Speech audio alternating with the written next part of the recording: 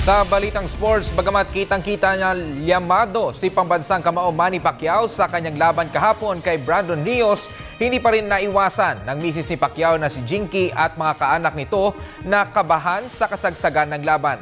Ito'y kasunod na rin ang nakakagulat na pagkaka-knockout ni Marquez kay Pacquiao noong nakaraang taon. Ang ulat mula kay Snow Badwa. Aminado ang ilang miyembro ng pamilya Pacquiao na kakaiba ang pakiramdam ngayon na umakap sa kanila sa muling pagtungtong ni Pacman ng ring taon matapos ang knockout loss kay Juan Manuel Marquez. Ayon sa may bahay ni Pacquiao na si Jinky, hindi nawala ang kaba sa kanyang dibdib habang nasa kasagsagan ng laban. Minsan sinasabi ko na okay lang, relax lang, pero pag mag-ring na yung bell, yun na, doon na mag-uumpisa yung kaba nun. Binigyan din ni Mrs. Pacquiao ang pagbabalik ng magandang performance ng ring ng kanyang asawa. Maganda lang yung pinakita ni Manny din ngayon. Maganda yung performance niya.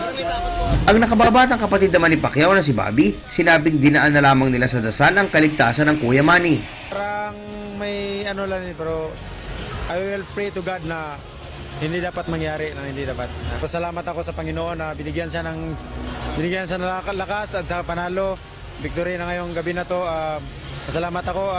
Talagang happy kami magpamilya nandito ngayon. At ngayon ngang nakabalik na sa winning column si Pacquiao matapos ang 2 taon. Umaasa ang pamilya na mananatiling matagumpay sila sa bawat pagwawakas ng isang laban. Sa tulong ng Rally Tours and Travel, Snow Badwa, Macau, China.